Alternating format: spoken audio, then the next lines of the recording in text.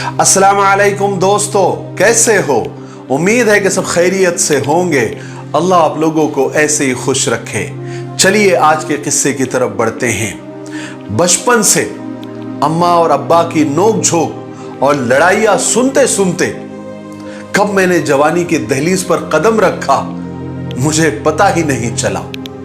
वक्त बेवक्त अम्मा की शिकायतें और हजार बार नहीं लाख बार मैंने अम्मा के मुंह से ये जुमले सुन लिए हैं कि जब से तेरे बाप से यानी इस बंदे से मेरी शादी हुई है मेरे तो नसीब फूट गए हैं। तेरे बाप के पल्ले बनने से तो अच्छा था कि मैं खुद को खाई में गिरा देती या कुएं में छलांग लगा देती या फिर किसी और के साथ भाग जाती। अम्मा के मुंह से ये जहरीले जुमले और ये फायरिंग सुनकर अब्बा की बर्दाश्त की हद खत्म हो जाती। वो उठकर अम्मा को 2-3 थप्पड़ जड़ देते और साथ में गोली मारने की धमकी तो हर बार दी जाती।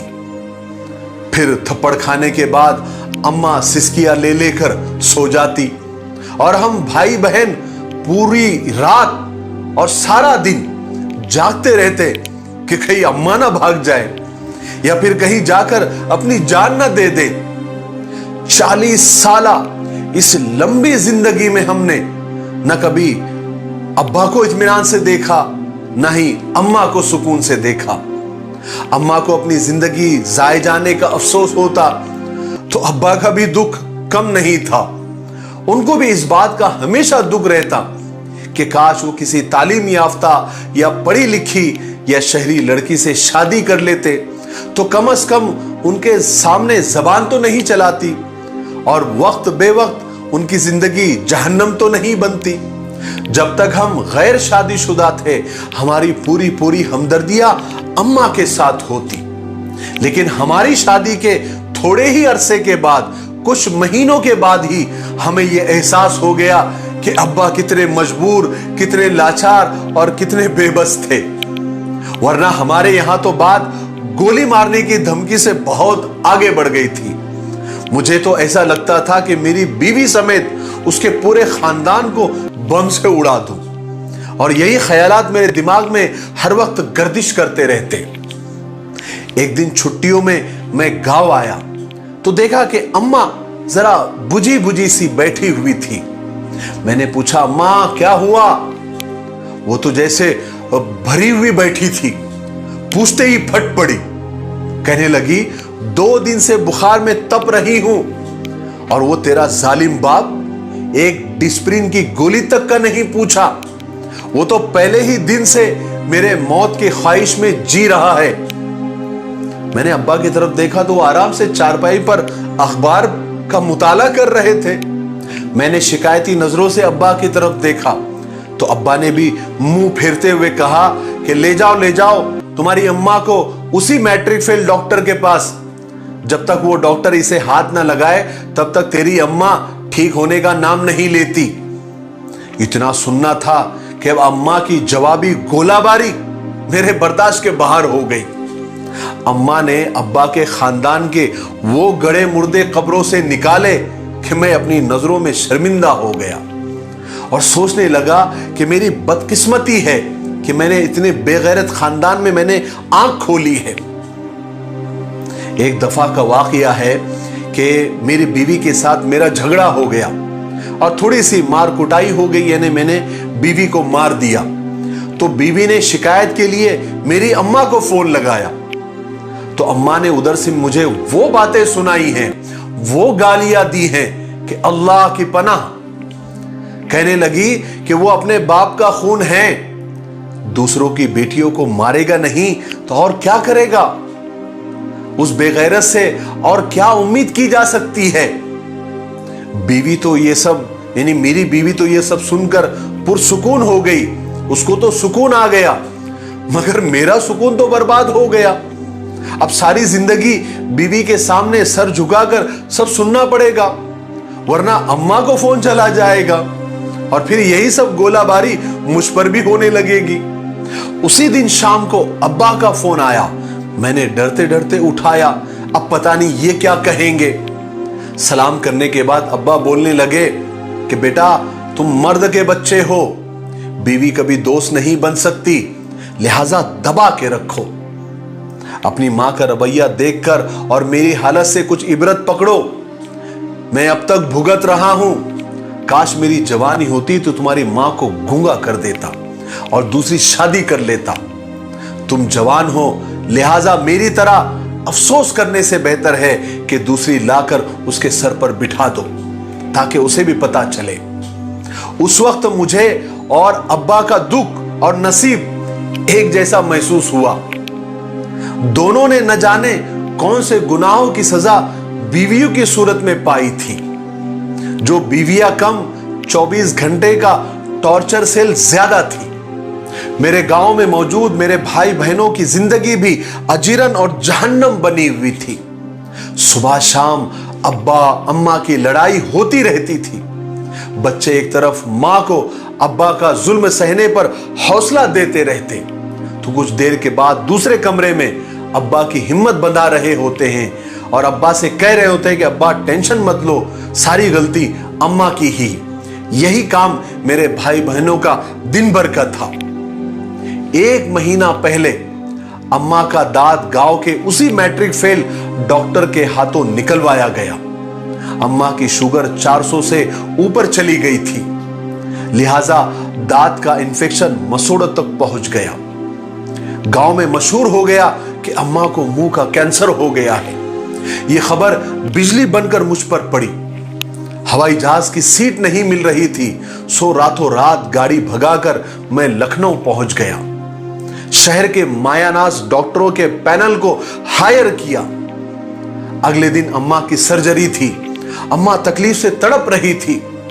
सर्जरी के लिए अम्मा को जब स्ट्रेचर पर अंदर ले जाया जा रहा था, तो अस्पताल के बरामदे में लगी बेंच पर मैंने अब्बा की सिसकियां सुनी। देखा तो वो रो रहे थे। मुझे बड़ा ताज्जुब हुआ।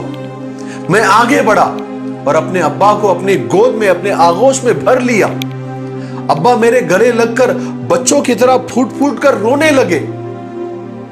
मैं खुद भी अपने आंसुओं को संभालता रहा, जब्त करता रहा और अब्बा को तसल्लियां देता रहा। बहरहाल ऑपरेशन कामयाब रहा और अम्मा सेहत याब होकर हॉस्पिटल से घर आ गई और रूटीन की जिंदगी गुजारने लगी।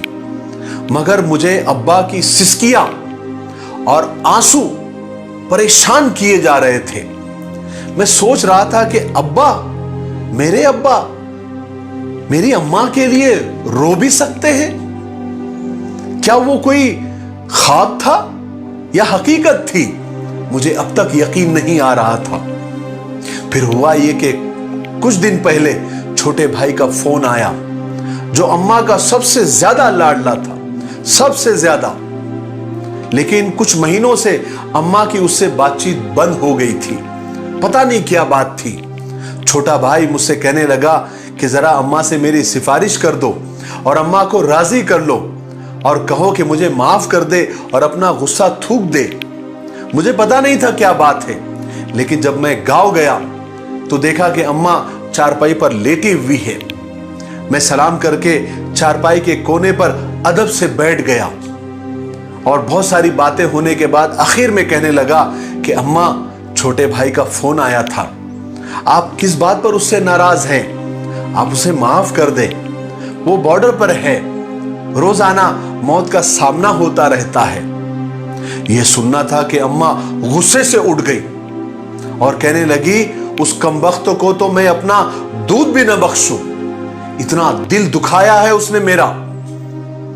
मैं अम्मा की बात सुनकर हिलकर रह गया कि ऐसा क्या गुनाह कर दिया उस छोटे भाई ने जो अम्मा इतनी नाराज है, कह रही है कि मैं उसे अपना दूध भी ना बख्शूं। मेरा तजस्सुस बढ़ गया। मैंने वजह पूछी कि अम्मा, उसने ऐसा क्या किया था जो तुम उससे इतनी नाराज हो? तो अम्मा कहने लगी, एक दिन तेरे अब्बा को कुछ पैसों की जरूरत थी, तो मैंने उस कमबख्त का एटीएम कार्ड अब्बा को दे दिया और कहा कि इसके अकाउंट से पैसे निकाल कर खर्च कर लेना। तो उस कमबख्त को पता चल गया। उसने फौरन मुझे फोन किया और कहने लगा कि अब्बा को मेरे ही पैसे नजर आते हैं, मेरे ही पैसों का सत्यानाश करना है। मेरे अपने भी बच्चे हैं, मैं रोजाना फौज में यहाँ बॉर्डर पर मौत का सामना करता हूं इसलिए कि बच्चों के लिए कुछ जमा कर सकूं, मगर अब्बा को तो एहसास ही नहीं है। अम्मा ये सब कुछ बता रही थी और मुसलसल रोए जा रही थी, आंसू बह रहे थे। और अम्मा कहने लगी कि अभी तो मैं जिंदा हूं, अभी से ही ये लोग मेरे शौहर की तौहीन कर रहे हैं, उसको जलील कर रहे हैं। तुमको पता है कितनी मुश्किलों से मेरे शौहर ने तुम लोगों को पाल पोस कर बड़ा किया है। अगर मैं उनके साथ लड़ती झगड़ती हूं तो ये हम दोनों का आपस का मामला है, मगर मैं ये किसी को हक नहीं दूंगी कि वो मेरे जीते जी मेरे सुहाग की तौहीन करे, उसको जलील करे। मैं हैरान था, मेरी हैरानी की कोई इंतहा नहीं थी। मैं खामोशी से कमरे से बाहर निकल गया। अम्मा की अब्बा से मुताल्लिक ये सारी बातें मेरे जहन में गर्दिश कर रही थी और मुझे अब्बा की वो सिसकियां, वो आंसू याद आ रहे थे। मैं सोचने लगा कि ऐ खुदा, तूने ये कैसा रिश्ता बनाया है? देखने में तो जहरीला लगता है लेकिन अंदर से मीठा और मोहब्बत से भरा। शायद इसी खट्टे मीठे रिश्ते को मियां बीवी कहते हैं। मैंने फोन निकालकर अपनी बीवी को कॉल मिलाई। वो आगे से फुनकारती हुई आवाज में चीखी और कहने लगी, ये मालूम करने के लिए फोन लगाया है कि मैं जिंदा हूं या मर गई हूं? तो मैंने कहा, क्या तुम वाकई मेरे बगैर जिंदा रह सकती हो? मैंने सवाल किया तो वो बिल्कुल खामोश हो गई और एक लंबी खामोशी छा गई। उस वक्त मैं मियां बीवी के रिश्ते को मैं समझ गया। याद रखो, गलती उसकी होगी, तुम उस पर गुस्सा करोगे, फिर वो रोने लग जाएगी, फिर तुम उसको मनाओगे, फिर सारी गलती तुम्हारी हो जाएगी। इसी रिश्ते को मियां बीवी कहते हैं। मियां बीवी के झगड़े देखकर गलतफहमी में मत आना। ये दिन भर लड़ेंगे लेकिन शाम को सुलह होने में वक्त भी नहीं लगेगा। अल्लाह तबारक व तआला हर मियां बीवी के दरमियान खूब मोहब्बतें डाले। मेरे लिए, पूरी उम्मत के लिए और पूरी इंसानियत के लिए खैर और भलाई की दुआ करते रहे। अस्सलामु अलैकुम व रहमतुल्लाहि व बरकातुहू।